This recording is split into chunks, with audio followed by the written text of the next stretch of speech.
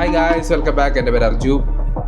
എയറിൽ കയറുന്നതും ഇറങ്ങുന്നതും ഇവിടെ എറിയുന്നതും ഇൻ്റർനെറ്റിൽ അങ്ങോട്ടും ഇങ്ങോട്ടും ക്രിയേറ്റേഴ്സ് തമ്മിലുള്ള അടിയൊക്കെ നമ്മൾ ഒരുപാട് കണ്ടിട്ടുണ്ട്. പക്ഷേ ഇത്തവണത്തെ അടി ഭയങ്കര വ്യത്യാസമാണ്. 2026 തുടങ്ങിയപ്പോൾ ഞാൻ വിചാരിച്ച് അത് ഈ അടിയും മഴക്കൊന്നും കാണത്തില്ല, എല്ലാവരും സന്തുഷ്ട സമൂഹമായിട്ട് ജീവിക്കുമെന്ന്. കാരണം 2025 ഭയങ്കര അടി കുറവായിരുന്നെന്ന് തോന്നുന്നു. ഞാനൊക്കെ പിന്നെ ലീവായിരുന്നു. ആൻഡ് ജനുവരി തുടങ്ങിയത് 10 ദിവസമായില്ല, അതിനുള്ളിൽ തന്നെ ഒരുപാട് എയറിൽ കയറ്റം, ഒരുപാട് റിയലും നമ്മൾ കാണാൻ തുടങ്ങിയിട്ടുണ്ട്. സോ ഗൈസ്, നിങ്ങൾക്ക് ആർക്കും കോൺടാക്ട്സ് അറിയില്ലെങ്കിൽ ഞാൻ കുറച്ച് കാര്യങ്ങൾ പറഞ്ഞുതരാം. ആദ്യം തന്നെ വീഡിയോയ്ക്ക് ഞാൻ ഡിസ്ക്ലൈമർ വെക്കുകയാണ്. ഡിസ്ക്ലൈമർ പറയാൻ വേണ്ടി എൻ്റെ ഒരു പഴയ സുഹൃത്തിനെ വിളിക്കുകയാണ്. കുട്ടികളുടെ അടുത്ത് ഇരുന്നാണ് നിങ്ങളിത് കാണുന്നുണ്ടെങ്കിൽ ദയവ് ചെയ്തൊന്നെങ്കിൽ ഹെഡ്സെറ്റ് വെക്കുക, അല്ലെങ്കിൽ മാറിയിരിക്കുക. മക്കളെ ദയവ് ചെയ്ത് കാണരുത്. കാരണം എന്താണെന്ന് വെച്ച് കഴിഞ്ഞിട്ടുണ്ടെന്നുണ്ടെങ്കിൽ ഞാൻ നല്ല രീതിക്ക് ഞാൻ ചീത്ത വിളിക്കും. നല്ല രീതിക്ക് ഞാൻ ചീത്ത വിളിക്കുകയും ചെയ്യും. എന്തൊക്കെയാണ് ഞാൻ അതെ, അത് തന്നെയാണ് എനിക്ക് പറയാനുള്ളത്. നിങ്ങൾ വോളിയം കൂട്ടി വെക്കുകയാണെങ്കിൽ ഹെഡ്സെറ്റ് എടുത്ത് വെക്കുക. ടി വിയിലാണ് ഇട്ട് കാണുന്നതെങ്കിൽ ഇപ്പം നിർത്തുക. നിങ്ങൾ നിങ്ങളുടെ മുറിയിലേക്ക് പോവുക. നിങ്ങൾ നിങ്ങളുടെ ഫോണിൽ കാണുക. നിങ്ങൾ ഒരു 4 പേരായിട്ടിരുന്ന് കാണുന്നെങ്കിൽ അപ്പം 4 വ്യൂസ് എനിക്ക് എക്സ്ട്രാ കിട്ടും. അതുകൊണ്ടല്ല ഞാൻ പറയുന്നത്. ഈ വീഡിയോയിൽ ഇവർ കുറേ എനിക്ക് എന്നെ വിശ്വാസമാണ്, കാരണം എൻ്റെ ഫാമിലി ഫ്രണ്ട് ചാനലാണ്. പക്ഷേ ഇവരാരും എനിക്ക് വിശ്വാസമില്ല. ഈ വീഡിയോയിൽ പറയാൻ പോകുന്നവരൊക്കെ ഇതിൻ്റെ അകത്ത് ഭയങ്കര പ്രശ്നങ്ങൾ കാണുന്നു. സുഖങ്ങൾ എല്ലാം എടുത്തു വെക്കുക.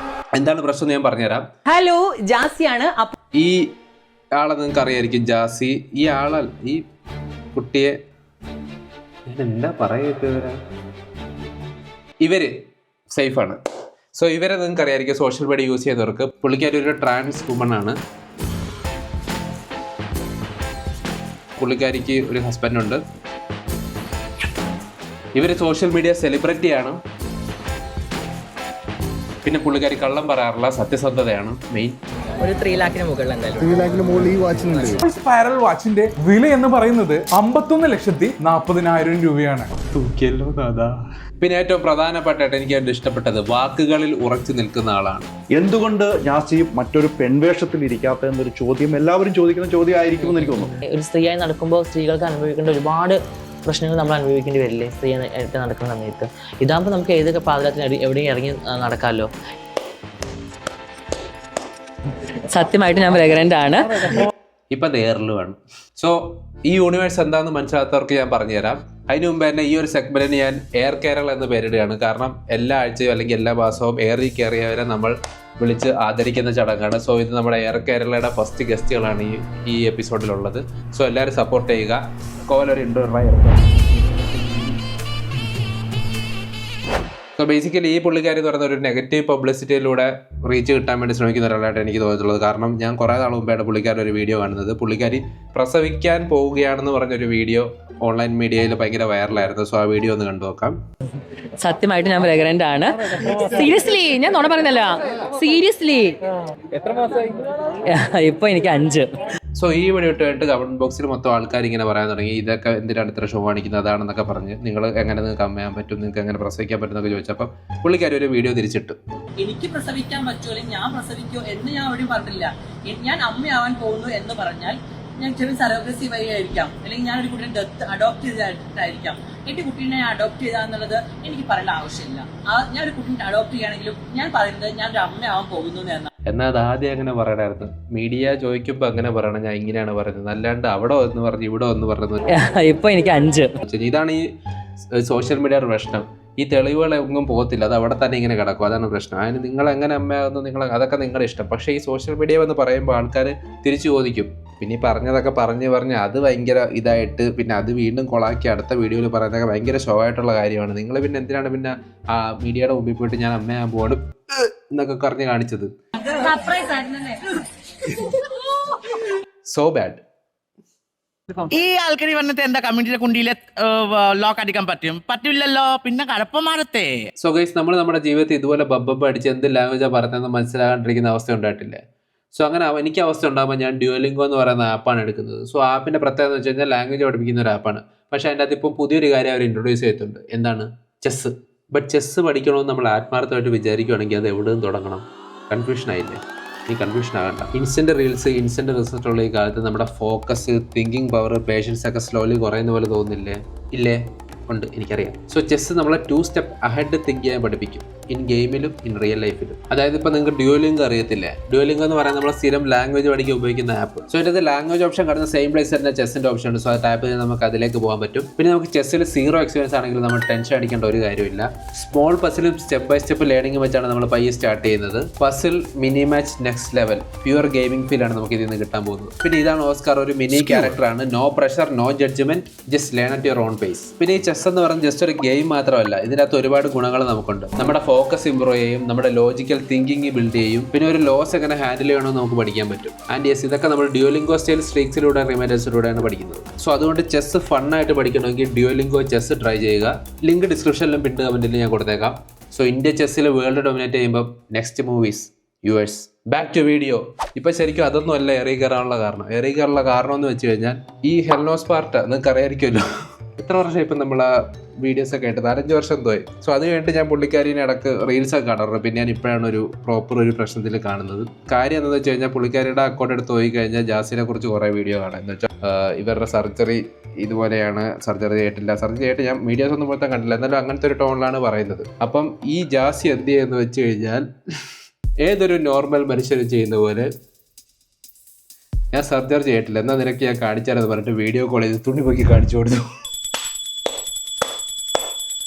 എന്നോട് ചോദിക്കുക ജാസി എന്താണ് ജാസി സർജറി ചെയ്തത് ഞങ്ങൾ കാണണം. അത് ഞാൻ ഒരാൾ കാണിച്ചു കൊടുത്തു. അത് ആൺകുട്ടിയല്ല കേട്ടോ, ഒരു പെൺകുട്ടിക്ക് ഞാൻ കാണിച്ചു. ഒരു മില്ലിന് അടിച്ചൊരു പെൺകുട്ടിക്ക് ഞാൻ കാണിച്ചു കൊടുത്തു. സോ ഇതിലെ പ്രശ്നം പുള്ളിക്കാരി മനസ്സിലാക്കുന്നില്ല. പുള്ളിക്കാരി സർജറി ചെയ്തിട്ടില്ല എന്ന് പറഞ്ഞ ആളെ സർജറി ചെയ്തെന്ന് കാണിക്കാൻ വേണ്ടി വിളിച്ചിട്ട് തുടിയൂരി ഞാൻ കാണിച്ചു കൊടുത്തു. ആ കാണിച്ചു എന്ന് പറയുന്ന ആ 1 മില്യൺ അത് എന്നെയാണ് ഉദ്ദേശിച്ചത്.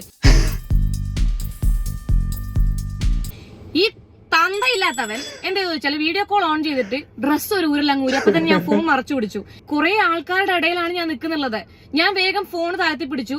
ഓക്കെ, ഇതെല്ലാം കഴിഞ്ഞിട്ട് കുറച്ച് ദിവസമായി. അത് കഴിഞ്ഞപ്പോൾ ഇപ്പം വീണ്ടും അടുത്ത വീഡിയോ ആയിട്ട് ജാസ് വീണ്ടും വന്ന് പുള്ളിക്കാരും പറഞ്ഞു, അയ്യോ ആ മോള് ചോദിച്ചിട്ടാണ് ഞാൻ ചെയ്തത്, ഇങ്ങനെ കാണണോ എന്ന് ചോദിച്ചിട്ട് സ്നേഹത്തോടെ. അത് ഞാൻ പറഞ്ഞ നിങ്ങൾക്ക് വർക്കാകത്തില്ല. അത് ഈ പുള്ളിക്കാരിയുടെ ഭാഷയിൽ തന്നെ, ഹെൽനോസ് പാർട്ടിയുടെ ഇതിൽ തന്നെ നിങ്ങളത് കേൾക്കണം. ഞാൻ ഇത് കേട്ടിട്ട് ഞാൻ ഇവിടെ കടന്നു ചിരിക്കുമായിരുന്നു. പിന്നൊന്ന് ഈ തന്തയില്ലാത്ത ചെറ്റപ്പട്ടി നാറി ചേറ്റ.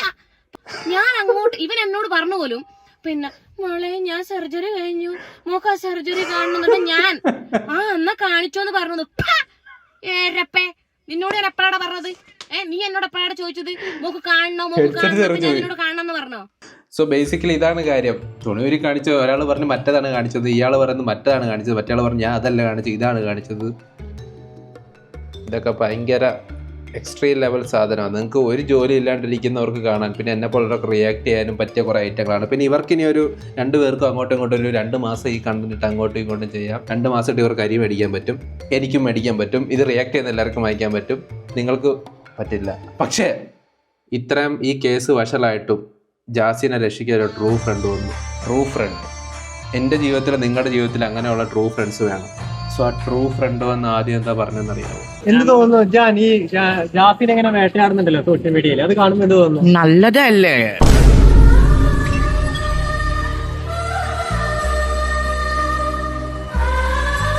ജാസിനെ എങ്ങനെ വേട്ടയാടുന്നുണ്ടല്ലോ സോഷ്യൽ മീഡിയയിൽ, അത് കാണുമ്പോൾ എന്ത് തോന്നുന്നു? നല്ലതല്ലേ?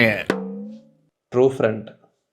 പിന്നെ ഇത് കഴിഞ്ഞിട്ട് പുള്ളിക്കാരി എന്തോ പറഞ്ഞു, പക്ഷെ അത് എനിക്ക് എന്താന്ന് മനസ്സിലായത്, നിങ്ങൾക്ക് എന്താ മനസ്സിലായെന്നത് കമന്റ് ബോക്സിൽ പറയുക. ഈ ആൾക്കാർ വന്നിട്ട് എന്താ കമ്മ്യൂണിറ്റിയുടെ കുണ്ടിയിലെ ലോക്ക് അടിക്കാൻ പറ്റില്ലല്ലോ, പിന്നെ കഴപ്പമാറത്തെ. ഞാൻ പഠിച്ച മലയാളം അല്ലല്ലോ ഇത്. What do you mean? കഴപ്പമാറത്തെ പ്രശ്നമില്ല, കടിയുണ്ടോ അല്ലേ, അത് മാറണം. അങ്ങനെ തന്നെ. ഇനി ഈ പുള്ളിക്കാരി തിരിച്ച് മറ്റേ പുള്ളിക്കാരനെ പറയും, മറ്റേ പുള്ളിക്കാരി തിരിച്ച് ഇങ്ങോട്ട് വീഡിയോ ഇടും, അവിടെ നിന്ന് ഇങ്ങോട്ട് വീഡിയോ ഇടും. ഇതിൻ്റെ ഇടയിൽ നമ്മൾ കുറേ അരി വാങ്ങിക്കും. സോ ഗൈസ്, പുള്ളിക്കാരി ഒരു 9 മിനിറ്റ് എന്തോ സംസാരിക്കുന്നുണ്ട്. പുള്ളിക്കാരി എന്താ പറഞ്ഞതെന്നൊന്നും എനിക്ക് മനസ്സിലായിട്ടില്ല. കടിയുണ്ടോ അല്ലേ, അത് മാറണം. So guys, this is our first air Kerala participants. Second ആരാണ് നമുക്ക് നോക്കാം. ഈ അടുത്താണ് യഷിൻ്റെ ടോക്സിക് എന്ന മൂവിയുടെ ട്രെയിലർ ഇറങ്ങിയത്. സോ അതിൻ്റെ ഡയറക്ടറാണ് ഗീതു മോഹൻദാസ്. സോ പുള്ളിക്കാരിയുടെ പോസ്റ്റിൻ്റെ അടി നോക്കിയാൽ, എവിടെ നോക്കിയാലും, ഏത് റോൾ പ്ലേ നോക്കിയാലും ഇപ്പോൾ ഗീതു മോഹൻദാസിൻ്റെ ട്രോളാണ് കാണുന്നത്. സോ എന്തുകൊണ്ടാണ് കാര്യം? അതിൻ്റെ കാര്യം എന്ന് വെച്ച് കഴിഞ്ഞത് ഈ WCCയുടെ ഈ ഒരു പഴയ ക്ലിപ്പാണ്. അതായത് പാർവതി തിരുവോത്ത് മമ്മൂക്കയുടെ എൻട്രി മെയിൽ ക്യാരക്ടർ ഒരു ഫീമെയിൽ ക്യാരക്ടറിനോട് കാണിക്കുന്നത് ഭയങ്കര സെക്ഷലൈസ് ചെയ്ത ഒരു പരിപാടിയാണ്. അങ്ങനെ ഒരു വുമൺ ഒബ്ജക്റ്റിഫിക്കേഷൻ ആണെന്നൊക്കെയാണ് പറയുന്നത്. സോ അതിന്റെ പേര് പറയുന്നതാണ്. അത് ഗീതു മോഹൻദാസ് ആണ് പുള്ളിക്കാരോട് പറയുന്നത്. ആരാണെന്ന് ആ പേര് പറയാൻ. അത് കഴിഞ്ഞ് പുള്ളിക്കാരി ഡയറക്റ്റ് ചെയ്ത മൂവി, അതായത് യഷിൻ്റെ മൂവിയിൽ ഇതുപോലെ ഒരു വുമൺ ഒബ്ജക്റ്റിഫിക്കേഷൻ സീനുണ്ട്. അതും ഹീറോയുടെ എൻട്രിക്ക് വേണ്ടി, അതായത് യഷിൻ്റെ എൻട്രിക്ക് വേണ്ടി ആ ഒരു സീൻ ട്രെയിലറിൽ ഉപയോഗിച്ചിട്ടുണ്ടെന്നാണ്. ട്രെയിലറിലുണ്ട് ആ സീൻ. അത് ഞാൻ നിങ്ങളിങ്ങനെ പീസ് ആയിട്ട് കാണിച്ചു തരാം. ശരിക്കും പറഞ്ഞാൽ ഇത്ര കോൺട്രവേഴ്സി ആക്കേണ്ട കാര്യമുണ്ടോ എന്ന് ചോദിച്ചു കഴിഞ്ഞാൽ അത് ഡിബേറ്റബിൾ വിഷയമാണ്. കാരണം പുള്ളിക്കാരി പറയുന്നത് ഒരു ഹീറോയുടെ എൻട്രിക്ക് വേണ്ടി ഒരു കൺസ്ട്രക്ഷൻ അല്ലാത്തൊരു സാധനം ഒരു സ്ത്രീയെ വെച്ച് ചെയ്യിപ്പിച്ചു എന്നുള്ളതാണ്. പക്ഷേ ഈ ട്രെയിലറിലുള്ളത് കൺസ്ട്രക്ഷനായിട്ട് നായകനും വേറെ മറ്റേ സ്ത്രീയും കൂടി ചെയ്യുന്നതാണ്. അതിനും പറയുന്ന ആൾക്കാരുണ്ട്, അതല്ലാണ്ട് പറയുന്ന ആൾക്കാരുണ്ട്. ഒരു ഹീറോയുടെ എൻട്രിക്ക് വേണ്ടി ഞാൻ നേരത്തെ പറഞ്ഞ പോലെ ഒരു സ്ത്രീയെ അവിടെ എന്തുകൊണ്ട് വെച്ചു, ഒരു ആക്ടിവിറ്റി എന്തിനു വെച്ചു എന്ന് പറയുന്ന ആൾക്കാരുണ്ട്. സോ ഇത് ഡിബേറ്റബിൾ വിഷയമാണ്. അത് എയറിലാണോ അല്ലയോ നിങ്ങൾ തീരുമാനിക്കുക. നമ്മൾ പറയുന്നതിനെതിരായിട്ടാണ് വരുന്നതെങ്കിൽ ആൾക്കാർ തിരിച്ചു ചോദിക്കും. ഗീതു മോഹൻദാസിന്റെ കാര്യമാണെങ്കിലും സിനിമ ഇറങ്ങി കഴിയുമ്പോൾ നമുക്കറിയാം എന്തൊക്കെയാണ് അതിൻ്റെ അകത്തുള്ളതെന്ന്. അല്ലാണ്ട് ഇപ്പോഴേ നമ്മളത് പറയേണ്ട ആവശ്യമില്ലെന്നാണ് പറയുന്നത്. ലെറ്റ്സ് വെയിറ്റ് ആൻഡ് സീ ആ സിനിമയ്ക്കകത്ത് അങ്ങനത്തെ സീനുകളുണ്ടോ, അങ്ങനത്തെ സാധനങ്ങളുണ്ടോ എന്ന്. ഇനി എയർ നമ്പർ 3 സവാദിന് ഓർമ്മയുണ്ടോ? അടിക്കടി KSRTC യാത്രകൾ നടത്താൻ ആഗ്രഹിക്കുന്ന KSRTC അത്യൂസിയസ്റ്റ് ആയിട്ടുള്ള ചെറുക്കൻ. സോ പുള്ളിക്കാരൻ്റെ ഒരു വീഡിയോ പണ്ട് എനിക്ക് കുറച്ചധികം വീഡിയോ വൈറലാണെന്ന് തോന്നുന്നു. പുള്ളിക്കാരൻ ഇടയ്ക്കിടയ്ക്ക് KSRTC സന്ദർശനം നടത്താറുണ്ട്. സോ ആ വീഡിയോയിൽ ഒരു പെൺകുട്ടി ഇങ്ങനെ പുള്ളിക്കാരിക്കുള്ള മോശം അനുഭവം വെച്ച് എല്ലാവരും കാണിച്ചുകൊണ്ടാണ് പുള്ളിക്കാരൻ്റെ ആ ഒരു സ്വഭാവം എല്ലാവരും അറിഞ്ഞത്. ഈ അടുത്ത് ഇതുപോലത്തെ ഒരു വീഡിയോ തന്നെ വൈറലായിരുന്നു. ഒരു കുട്ടി, ആ കുട്ടിയുടെ ഇൻസ്റ്റാഗ്രാം വീഡിയോ ഞാൻ പറഞ്ഞില്ല, വേറെ നമ്മൾ റീച്ച് ഉണ്ടാക്കി കൊടുക്കണ്ട. ആൻഡ് ആ കുട്ടിയുടെ വീഡിയോ എന്ന് വെച്ച് കഴിഞ്ഞാൽ ഇതാണ് ആ വീഡിയോ. ഈ കുട്ടി ഇങ്ങനെ ഒരു KSRTC ആണ് തോന്നിയിരിക്കുന്നുണ്ട്, അടുത്തൊരു മാമനും ഇങ്ങനെ ഇരിക്കുന്നുണ്ട്. ആൻഡ് രണ്ടുപേരും നോർമലായിട്ടിരിക്കുന്ന ഒരു വീഡിയോ ആണ്. പക്ഷേ അതിൻ്റെ അകത്ത് ഇങ്ങനെ ക്യാപ്ഷനൊക്കെ എഴുതി എനിക്കുണ്ടായ ദുരനുഭവം എന്നെ ഞെരുക്കിയിരുത്തുന്നു എന്നൊക്കെ പറയുന്നത് ക്യാപ്ഷൻ ഇട്ടേക്കുന്നത്. ആൻഡ് ഇതിൻ്റെ കമൻറ്റ് ബോക്സിൽ ആൾക്കാർ തിരിച്ചാണ് ഇടുന്നത്. കാരണം പുള്ളി ഒന്നും ചെയ്യുന്നില്ലല്ലോ. പക്ഷേ നോർമൽ ഒരാളിരിക്കുന്ന വീഡിയോ അതിൻ്റെ അകത്ത് കാണുന്നുള്ളൂ, പുള്ളി ഒന്നും ചെയ്യുന്നതായിട്ട് കാണുന്നില്ല. അതിൻ്റെ പുള്ളി അനാവശ്യമായിട്ട് ടച്ച് ചെയ്യുന്നില്ല, പുള്ളി മൈൻഡ് പോലും ചെയ്യുന്നില്ല. പക്ഷേ പുള്ളിയുടെ മുഖമൊക്കെ ബ്ലർ ചെയ്ത് ഇങ്ങനെ ഒരു ഇതിന് വേണ്ടിയിട്ടാണ്. എന്തായാലും ഇതാദ്യം ഈ വീഡിയോ ഇട്ട് പിന്നെ ഡിലീറ്റ് ചെയ്ത് അടുത്ത വീഡിയോ ഇട്ടെന്നാണ് കമൻറ്റ് ബോക്സിൽ പറയുന്നത്. കമൻറ്റ് ബോക്സ് എതിരാണ് ഈ ഇൻഫ്ലുവൻസറിന്. സോ ഇങ്ങനെയൊക്കെ ചെയ്യുന്ന പ്രശ്നം എന്ന് വെച്ച് കഴിഞ്ഞാൽ നമ്മൾ ഫേക്ക് ആയിട്ട് ഓരോ കാര്യങ്ങൾ ചെയ്യുമ്പോൾ നാളെ ഇപ്പോൾ ഈ കമൻറ്റ് ബോക്സ് വായിക്കുന്ന ഏതെങ്കിലും ഒരു കുട്ടിക്ക് നാളെ ഇതുപോലത്തെ ഒരു മോശം അനുഭവം ഉണ്ടായി കഴിഞ്ഞാൽ അവരൊന്ന് ഇത് വീഡിയോ എടുക്കാനോ ഇത് ചെയ്യാനോ മടിക്കും. കാരണം ഞങ്ങൾ ഇനി കള്ളം പറയാണോ എന്ന് ആൾക്കാർ പറയുമെന്ന് പേടിച്ച് അവരിങ്ങനെ മുന്നോട്ട് വരത്തില്ല. സോ ഇത് മുന്നോട്ട് വരാനുള്ളവരെ കൂടി പിന്നോട്ട് വലിക്കുന്ന വീഡിയോസാണ് ഇങ്ങനത്തെ റീച്ചിന് വേണ്ടി ഇടുന്ന വീഡിയോസ്. ഇതൊന്നും ചെയ്യരുത്. Don't do that. Next participant. Guys ഐശോടെ ചായ കുടിച്ചോണ്ടിരിക്കുകയാണ്, നമുക്ക് പോയി പ്രാങ്ക് ചെയ്യാം. വാ വാ വാ വാ വാ.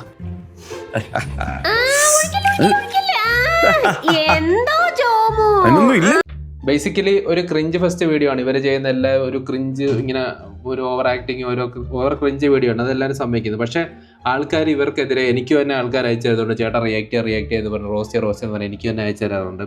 അതുപോലെ കുറേ പേര് റിയാക്ട് ചെയ്തിട്ടുണ്ട് ഇവരുടെ വീഡിയോസ്. ഇവർ അതിനെതിരെ ഇവർ മനം എടുത്തിട്ട് ഇവർ കേസ് കൊടുത്തെന്ന് ഇവർ ഭയങ്കര അക്കൗണ്ട് വരെ ഡിലീറ്റ് ആക്കി ഇപ്പോൾ കളഞ്ഞു. ഇപ്പോൾ അക്കൗണ്ട് നോക്കിക്കഴിഞ്ഞാൽ കാണുന്നില്ല ഇവരുടേത്. സോ ഇതാണ് ഞാൻ റോസ്റ്റിങ് തുടങ്ങിയ കാലത്ത് ഇങ്ങനെ സംഭവിച്ചുകൊണ്ടാണ് ഞാൻ ടിക്ടോക്ക് ഇങ്ങനെ ആൾക്കാർ പറയും ഞാൻ ടിക്ടോക്ക് നിന്നുകൊണ്ടാണ് റോസ്റ്റിംഗ് നിർത്തിയത്. പക്ഷേ അല്ല, ഞാൻ നിങ്ങൾ ആ ഡേറ്റ് നോക്കി അറിയാം. ഞാൻ ടിക്ടോക്കൊക്കെ നിർത്തുന്നതിന് ഒരുപാട് മുന്നേ ഞാൻ എൻ്റെ റോസ്റ്റിംഗ് എന്ന് പറയുന്ന സാധനം നിർത്തിയാണ്. കാരണം നമ്മൾ ഒരാളെക്കുറിച്ച് സംസാരിക്കുമ്പോൾ ചെറിയ ക്രിയേറ്റേഴ്സ് ആണെങ്കിലും നമ്മൾ ചിലപ്പോൾ അങ്ങനെ ആയിരിക്കും എടുക്കുന്നത്, കേൾക്കുന്നവർ ആ ഇതിലായിരിക്കും എടുക്കുന്നത്. പക്ഷേ വേറെ കുറേ പേര് ഇതിൻ്റെ അകത്ത് പോയി അവരുടെ തന്ത കുളിക്കാൻ അവരുടെ തള്ള കുളിക്കാനൊക്കെ പോകും.